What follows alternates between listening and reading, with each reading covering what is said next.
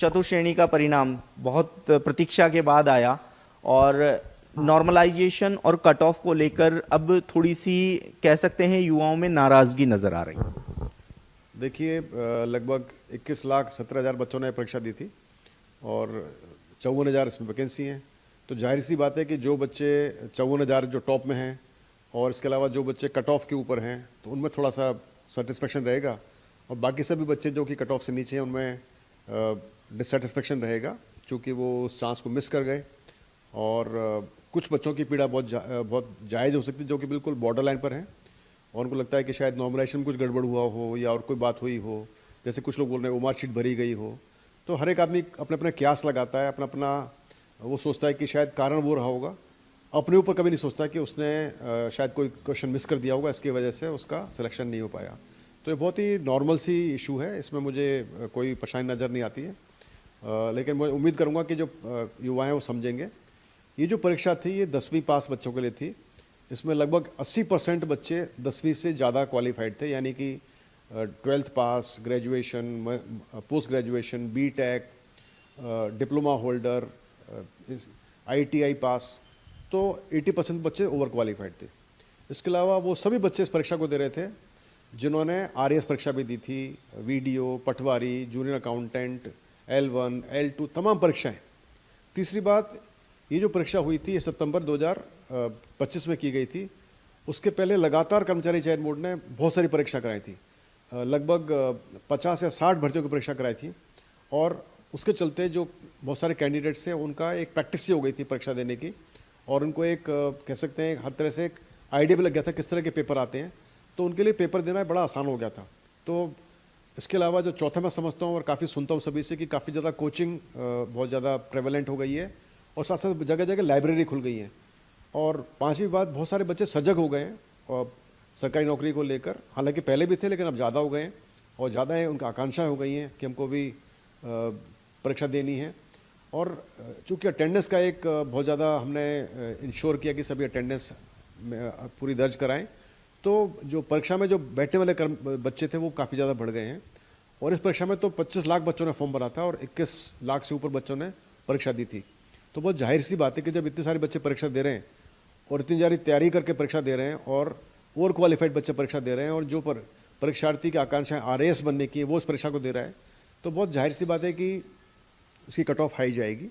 Paper बहुत ही ज़्यादा कठिन भी नहीं थे, बहुत ज़्यादा सिंपल भी नहीं थे, मॉडरेट पेपर थे, और सभी पारियों के पेपर लगभग एक जैसे थे।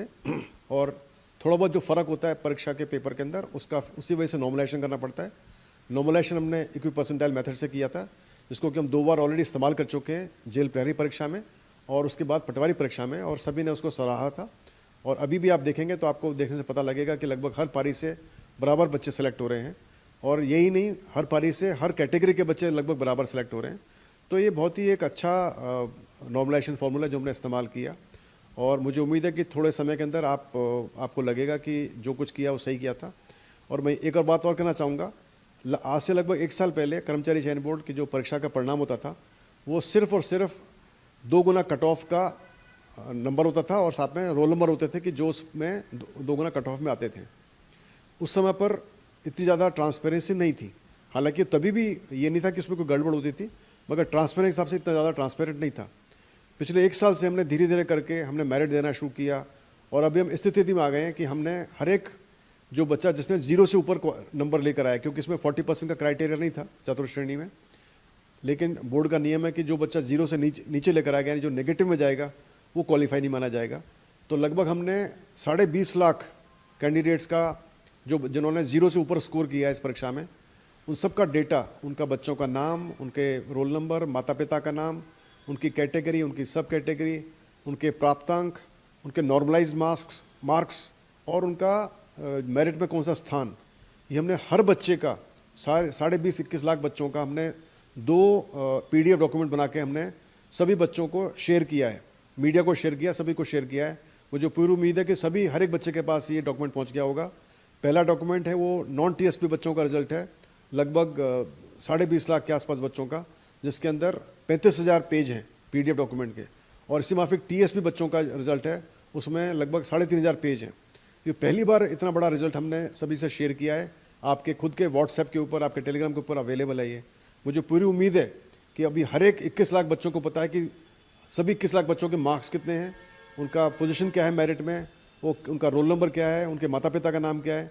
मैं आप सबके, आपके चैनल के माध्यम से सभी से रिक्वेस्ट करता हूँ, यदि आपको लगता है कि इनमें से कोई भी बच्चा जो कि आपको फर्जी लगता है, या जिसको आप जानते हो, जो कभी पढ़ता नहीं था, जिसने कभी कोई तैयारी नहीं की, जो किसी भी दूसरी परीक्षाओं में बिल्कुल 0 नंबर लेकर आता था और अभी वो क्वालिफाई कर गया है और अभी बहुत ज़्यादा टॉप पोजीशन पर चला गया है, मुझे उम्मीद है कि आप उसकी रिपोर्ट कराएंगे, उसकी कंप्लेंट करेंगे, उसकी इन्फॉर्मेशन आप हमको गोपनीय तौर पर या डायरेक्ट हमको शेयर करेंगे, ताकि आप जांच कर सकें कि वास्तव में वो बच्चा फर्जी है और उसने किसी से उम्र भरवाई है या कुछ ऐसा किया है।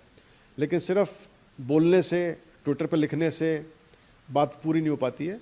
आप सबका अधिकार है कंप्लेंट करने का, बोलने का, मगर जब तक आपके पास कोई संभावित नाम ना हो, आपके पास कोई डिटेल्स ना हो, हम जांच नहीं कर सकते। तो आपके माध्यम से मेरा रिक्वेस्ट है कि आप कोई भी डिटेल्स आपके पास हो, आपके पास कुछ भी तथ्य हो, आप ज़रूर शेयर करें, मीडिया से शेयर करें, एसओजी से शेयर करें, सरकार से शेयर करें, हमसे शेयर करें। हम पूरा प्रयास करेंगे उनकी जानकारी कर सकें, इन्वेस्टिगेशन कर सकें। और नहीं तो मैं समझता हूँ कि ये सब किसी प्रकार का भ्रामक प्रचार होता है, जिसका कि गलत लोग फ़ायदा उठाना चाहते हैं और दूसरे जो बच्चे जो मेहनत करना चाहते हैं उनको अपने पद से भटकाना चाहते हैं। पर मुझे उम्मीद है कि इसको युवक समझेंगे और इंश्योर करेंगे कि वो पढ़ाई से अपना मन ना भटकाएं। पास और फेल होना एक क्षणिक चीज़ होती है। जो किसी वजह से इसमें चतुर्थ श्रेणी में पास नहीं हो पाया, अच्छे नंबर नहीं लेकर आ पाया, तो life is not come to an end. आपके पास बहुत दूसरे परीक्षाएं बाकी हैं और परीक्षाएं आती जाएंगी और हमने अभी, सरकार ने कैलेंडर भी जारी किया है। तो आप अपना मन हल्का ना करें, आप प्रयासरत रहें। जब तक आप प्रयास करते हो आप सफल रहते हो। जिस दिन आपने प्रयास बंद कर दिया उस दिन आपको असफल कहा जाता है, फेलियर कहा जाता है। तो मैं उम्मीद करूँगा कि आप सब लगे रहें, जुटे रहें और अपना मन हल्का ना करें।